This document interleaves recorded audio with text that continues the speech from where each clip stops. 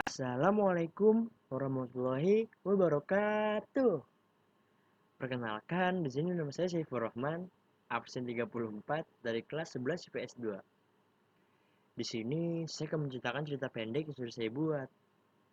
Selamat menyaksikan. Jangan lupa disimak ya teman-teman. Dimulai dari identitas cerpen yang saya buat. Cerpen ini berjudul Pengalaman Masa Kecilku yang Menyenangkan. Bertema pengalaman masa kecil diiringi dengan alur maju dan disudut pandangi dengan sudut pandang orang pertama.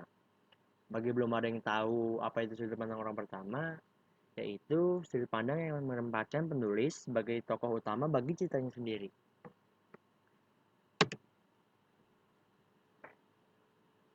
Pagi hari bersama keluarga.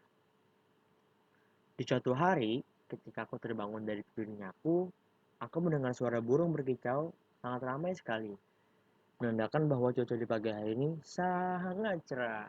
Ditambah dengan pantulan sinar matahari yang menembus kaca hingga dinding kamarku itu, aku semakin yakin bahwa cuaca di pagi hari ini sangat cerah dan bagus. Aku pun terdiam, lalu aku berpikir dan telah menyadari bahwa hari ini adalah hari Minggu. Begitu menyadari bahwa hari itu adalah hari Minggu, rasanya sangat senang dan gembira sekali. Karena di hari Minggu ini tidak ada kegiatan belajar di sekolah. Seketika itu, aku pun tiba-tiba ingin memejamkan mata kembali dalam tidurku, seolah-olah ingin menghabiskan hari Minggu dengan tidur di kamar sambil menikmati hangatnya tempat tidurku, yang terkena pantulan sinar matahari tadi. Ketika aku sedang asik memeluk guling dan sudah siap untuk mulai memejamkan mataku kembali di tempat tidurku yang hangat ini, tak lama kemudian aku mencium harum-harum masakan mamaku yang sangat mengubah selera.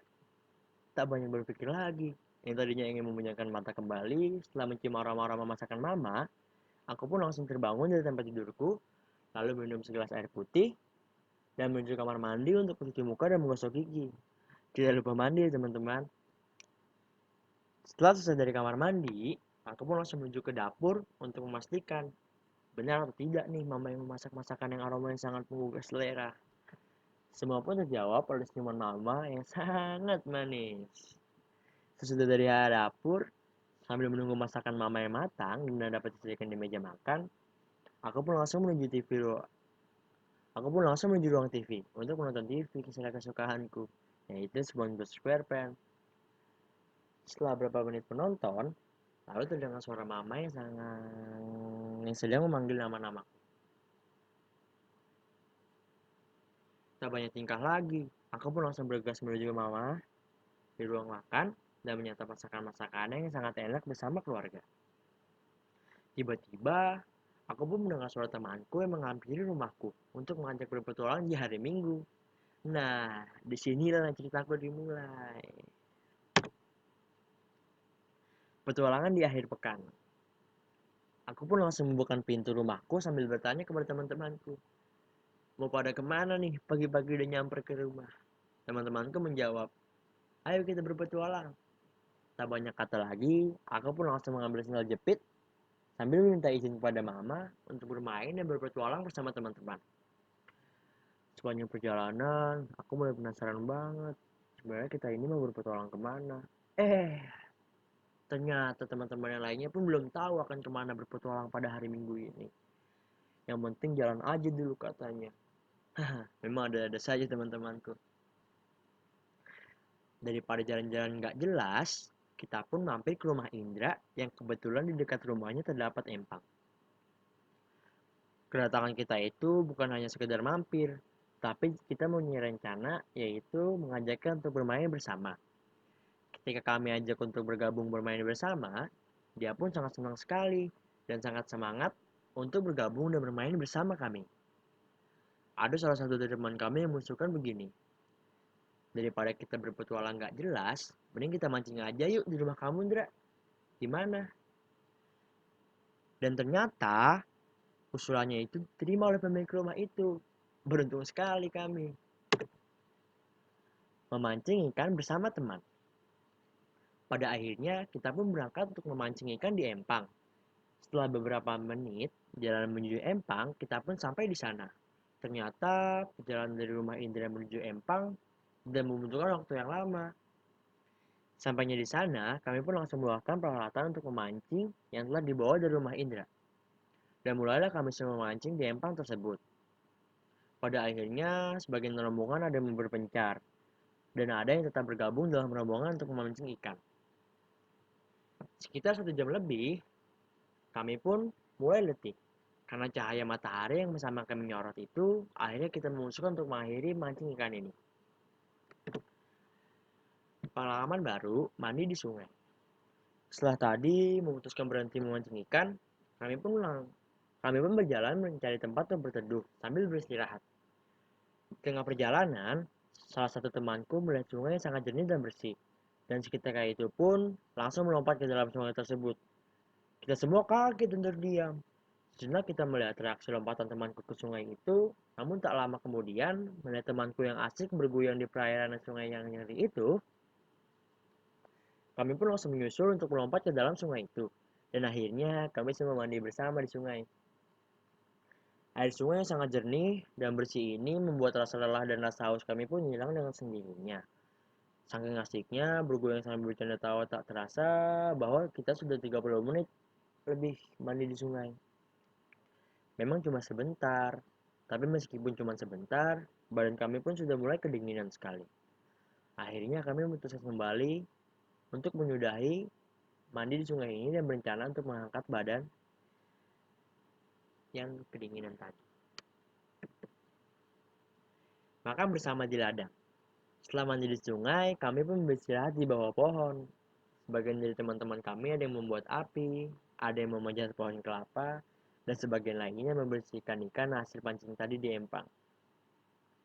Setelah semua sudah siap, kami pun membakar ikan dengan peralatan dan bumbu ala kadarnya, yaitu kecap manis. Mengapa hanya kecap? Karena hanya kecap dan korek api saja yang kami bawa.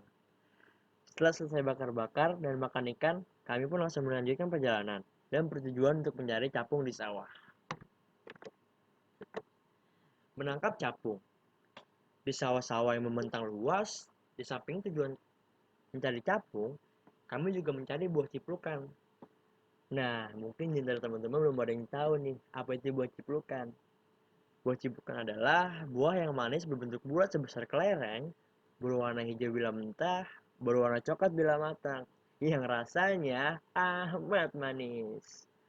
Inilah salah satu keahlian kami, menangkap capung dan belalang yang terkenal gesit.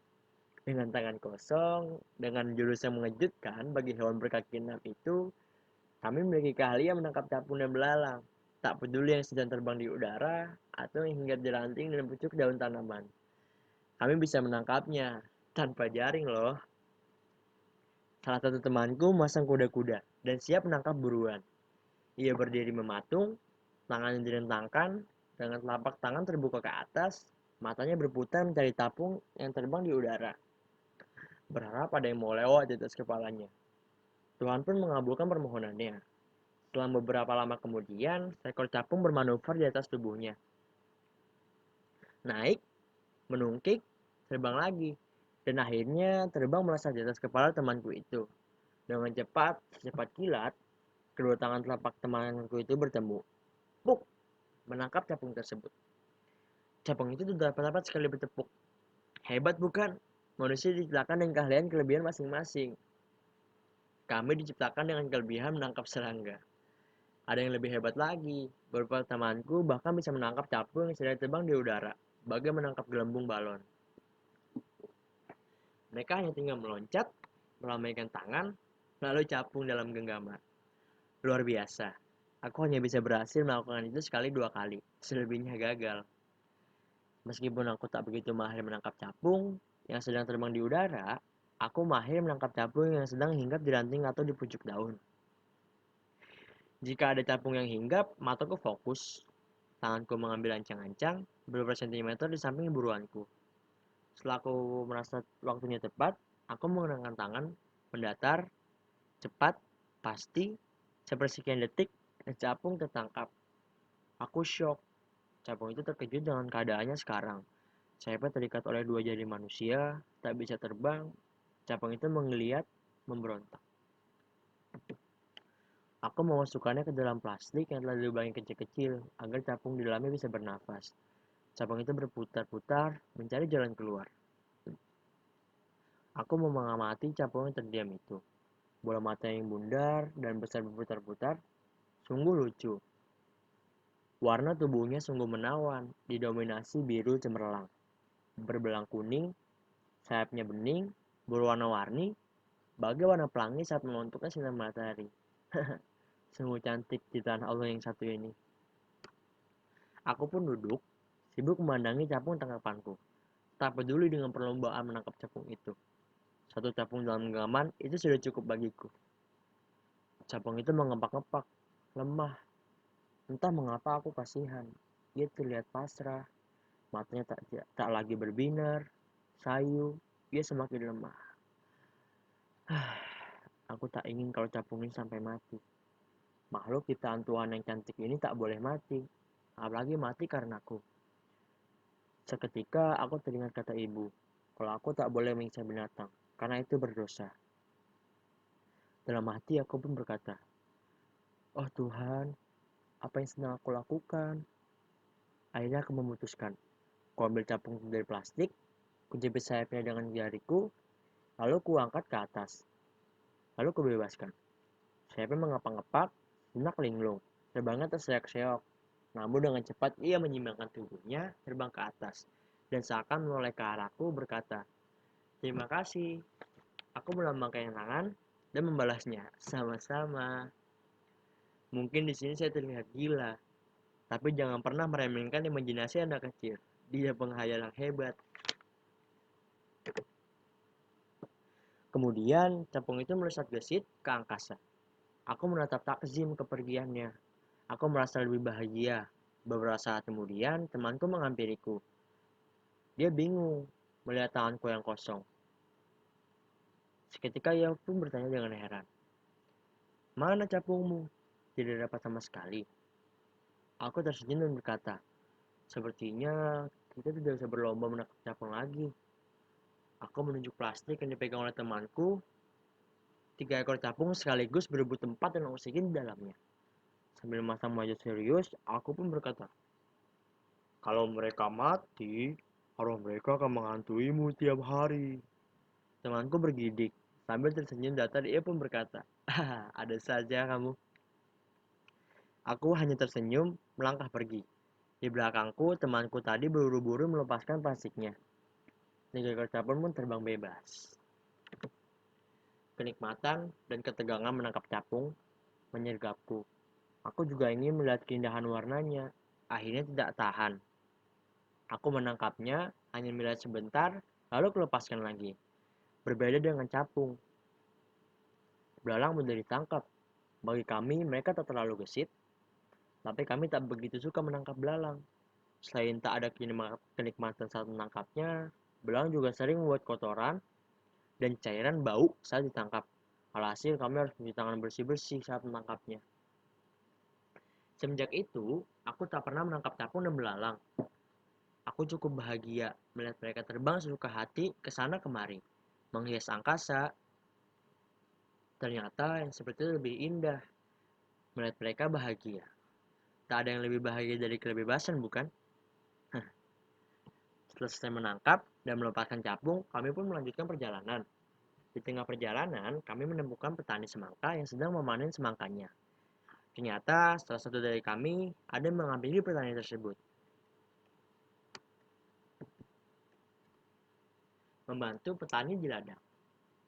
Kita semua pun langsung menyusul teman kita yang telah duluan menghampiri petani tersebut. Ya, kami mendatangi petani buah itu hanya sekedar main-main biasa sih, tanpa berharap untuk diberi buah semangka oleh petani itu. Ternyata, ketika kami hendak akan melakukan perjalanan menuju pulang ke rumah masing-masing, kami disuruh membantu untuk mengumpulkan semangka-semangka yang telah dipetik untuk dibawa ke saung penyimpanan. Berhubung waktu sudah mulai sore dan cuaca pun mulai tidak mendukung buat petani untuk membuat petani itu khawatir akan turunnya hujan. Kami pun langsung membantu petani dan mengangkut semua semangka yang baru saja dipanen oleh petani buah itu dengan dibantu petani-petani lainnya. Setelah semua tugas kami selesai, kami pun langsung duduk dan beristirahat sejenak. di lingkungan saung tempat penyimpanan buah itu. Tak lama kemudian, petani buah itu datang, menghampiri kami dengan membawa potongan-potongan buah semangka yang baru saja dipanen olehnya.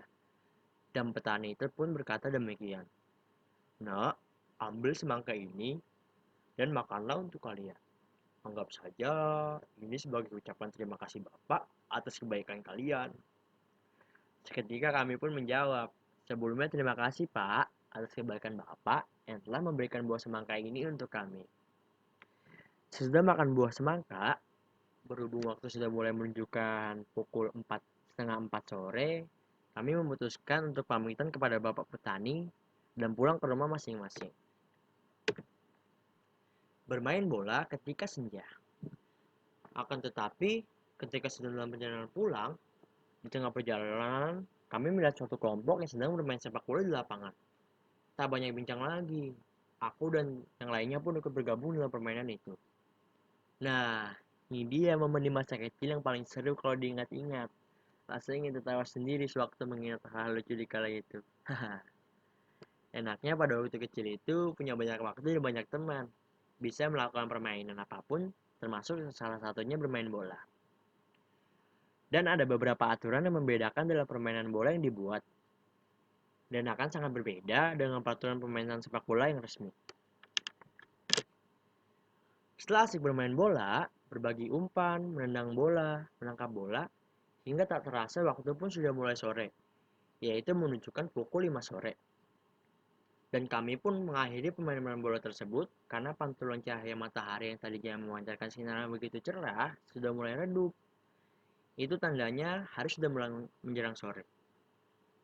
Tak lupa kita mengabadikan kejadian hari ini dengan berfoto menggunakan handphone jadul salah satu temanku. Rasanya ingin tertawa sendiri ketika melihat foto ini. Setelah itu, aku memutuskan untuk kembali ke rumah untuk bersih-bersih dan mandi. Kalau tidak bersih-bersih, bisa-bisa kena marah oleh mama.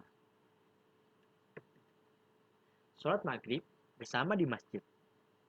Tidak lama setelah saya selesai mandi, berkumandanglah suara azan maghrib yang menandakan waktu maghrib telah tiba.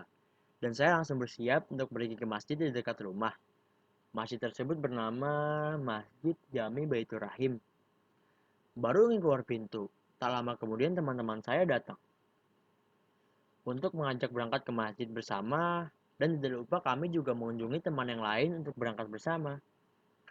Di jalan, kami bersenda gurau dan bercerita tentang pengalaman seru tadi sore. Akan tetapi obrolan kami terhenti ketika terdengar suara iqomah.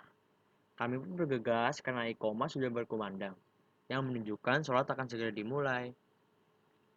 Sesampainya di masjid, kami semua langsung mengambil wudhu dan segera mengikuti ibadah sholat maghrib bersama dengan khusyuk. Setelah selesai sholat, kami pun kembali pulang ke rumah masing-masing. Berangkat mengaji ke rumah Ibu Sud. Tak lupa selepas maghrib adalah saat di mana berangkat mengaji bersama-sama. Biasanya di saat itu saling sampar menyambar satu sama lainnya. Lalu pergi bersama menuju rumah sang guru ngaji. Sungguh sangat menyenangkan di masa itu. Apalagi di saat di mana saya dan teman-teman dapat tertawa bebas tanpa beban. Kami pun mulai mengaji dengan membaca bismillah. Dan seperti biasa, semua teman-temanku berebut giliran untuk membaca duluan. Dan yang lainnya hanya bisa mengalah dan mengantri di belakang.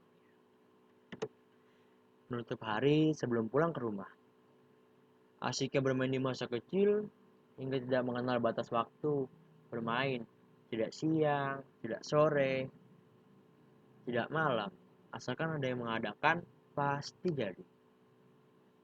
Meski itu malam hari dan setelah ngaji, selesai biasanya kami sebelum pulang pasti menyempatkan bermain sejenak.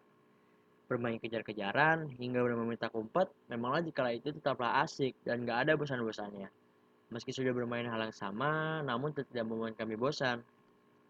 Canda tawa dengan lantang yang menjadikan suasana malam itu menjadi sangat ramai. Sampai-sampai tetangga pun ikut keluar rumah sambil marah-marah dan menyuruh kami untuk pulang dan barulah dikala itu kami pulang. Nah, sampai sudah kita ke bagian penutup nih teman-teman. Itulah cerita masa kecilku yang menyenangkan, mulai dari memancing, mandi di sungai, hingga bermain di malam hari, yang tidak banyak orang bisa lakukan. Tertawa dan ditawarkan, dan ditertawakan adalah hal yang biasa bagi kami. Kisah di atas yang telah saya tulis mengenai pengalaman pribadi saya sendiri ketika di masih usia dini, masa-masa kecil yang menyenangkan rasanya ingin kembali ke masa seperti itu, di mana hanya bisa bermain dan bermain tanpa harus memikirkan suatu beban. Selesai sudah cerita saya tentang cerpen yang saya buat. Bila ada kata-kata yang salah mohon dimaafkan.